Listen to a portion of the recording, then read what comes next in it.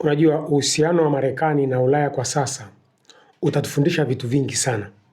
Unajua kuna vitu vingi nimekuwa nikiwaambia Waswahili kuhusiana na mfumo wa umaskini wetu ulivyotengenezwa. Alafu wanakuwaga wagumu sana kunielewa kwa sababu wamejaa siasa zaidi kuliko uhalisia.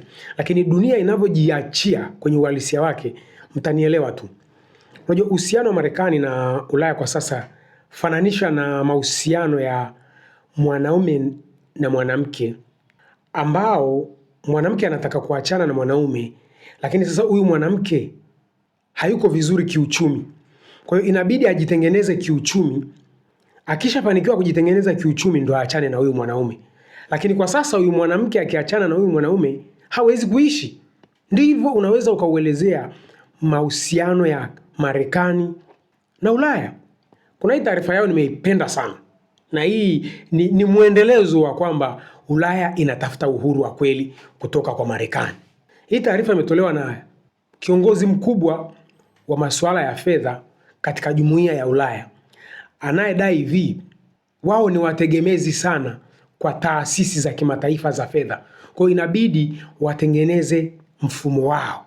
Hajahitaja Marekani, lakini tuangalie taasisi kubwa za kifedha duniani. Mmiliki ni nani? Ni Marekani. Mastercard, Visa card. Kuna mwingine atasema Swift. Swift ni ya watu wa Ulaya. Okay, ukisema Swift ni ya watu wa Ulaya, Swift inapitisha fedha nyingi za aina gani?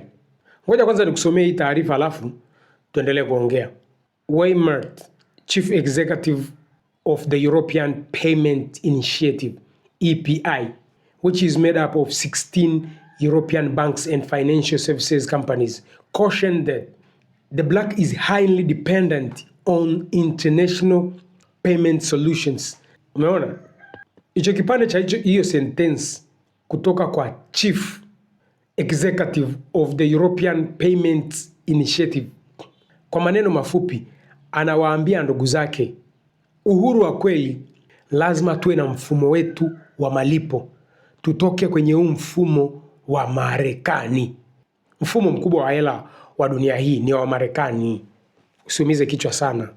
Sasa ni taratibu Ulaya wanatafuta uhuru wa kweli. Ndugu zangu, financial freedom ndio real freedom. Unajua kuna kitu kimoja mimi nawaambiaga Waswahili alafu mnashindwa kunielewa. Riziki za dunia hii zimefungwa kwenye fedha. Chakula fedha, kulala fedha, nguo fedha. Yaani tangia dunia ifungwa kwenye fedha ni matatizo makubwa sana. Yaani watu wanaweza kuharibu thamani ya mazao yako shambani kwa kutumia karatasi linaloitwa fedha. Wameamua tu bana, haya mahindi yako tunanunua gunia moja shilingi 5,000. Watu wameamua tu. Kwa hiyo fedha ni silaha kubwa sana. Na Ulaya ndo wanaamka kwamba wanahitaji uhuru wa kweli wa kifedha. China ana mfumo wake, ndio. Unafikiri wa China ni wajinga wajikabidhi kwa Marekani watu bilioni na Marekani aweke mfukoni? Ndugu zangu, wa China wana uhuru wa kweli. Kwa hiyo hii sentensi ya watu wa Ulaya kwamba wanataka financial independent from the international payment solution, ni wazi kwamba Ulaya wanautafuta uhuru wa kweli. Wiki hii kulikuwa na masuala ya Olimpiki, mimi sifuatiliagi sana, labda kuwe na vituko. Sasa JD Vance alikuwa Ulaya, alizomewa. Kwa nini JD Vance, makamu wa rais wa Marekani, alizomewa akiwa Ulaya? Jibu limetolewa na anayehusika na masuala ya kimataifa, na muitaga waziri wa mambo ya nje wa Jumuiya ya Ulaya, Kaja Kallas, kwamba watu wa Ulaya wameonyesha fahari yao au wamechoshwa na maneno ya Marekani juu ya bara la Ulaya. Manake kwamba bara la Ulaya ni mzigo kwa Marekani. Do you see those images first of US Vice President being booed at the games? What does this all say about the EU-US bond? Well, I guess we have heard a lot of not so nice words from United States regarding Europe. And of course, our public also has a pride, European pride, so it shows. Lakini ukweli ni kwamba Marekani ndio alitengeneza Ulaya imtegemee vile ili aitawale.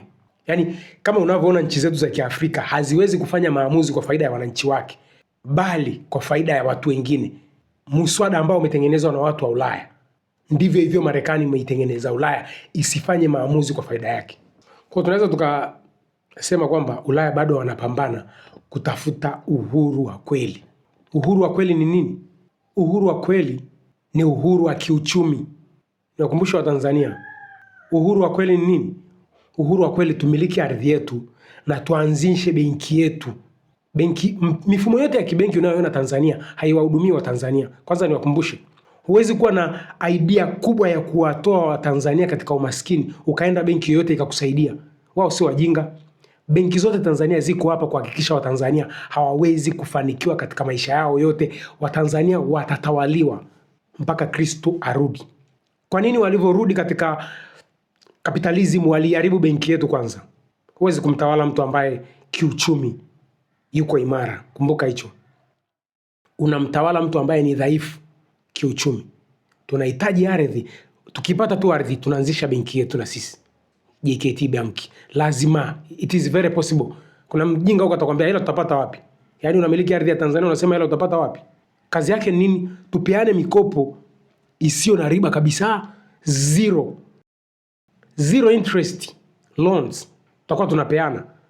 Watanzania sisi sio wajinga, ila tunalazimishwa kwamba sisi ni wajinga na mifumo na sheria za walimwengu walizoziingiza katika constitution yetu, katiba yetu. Tuiambie serikali, we are not such stupid. Tuwe tunakesha kwenye mahakama huko sijui ardhi. Yaani kuna kesi ambazo ni totally manufactured by the westerners to keep us underdeveloped. Kesi za ardhi, kesi sijui za ndoa, very stupid things. Tukipata ardhi mbona tunasolve ujinga? Jinsi Ulaya wanavyotafuta uhuru wa kweli. Na sisi tuikumbushe serikali tunahitaji uhuru wa kweli. Uhuru wa kweli, tuimiliki ardhi yetu sisi kama Watanzania, tuvune rasilimali zetu sisi kama Watanzania kwa faida yetu sisi. So far hivyo vitu haviko kwetu, viko kwa walimwengu. Tanzania, ndugu zangu, naombeni msubscribe kwenye channel yangu hii nyingine mpya ya Mswahili Elimika. Hapa tutakuwa tunazungumzia zaidi masuala yanayohusu nchi yetu, changamoto pamoja na suluhisho ya changamoto tunazozipitia. Pia podcast mbalimbali nitakuwa nafanya na watu mbalimbali.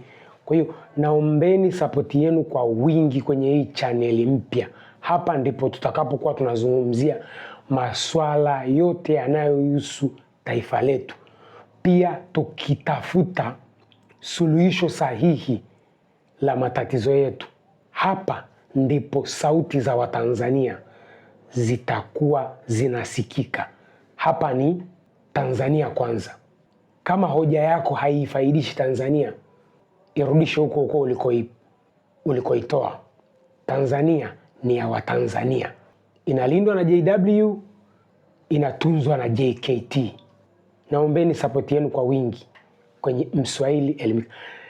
Link yake nimeiweka kwenye description kwenye video hii hapa. Mswahili Elimika. Tuelimike, tusiwe wasomi.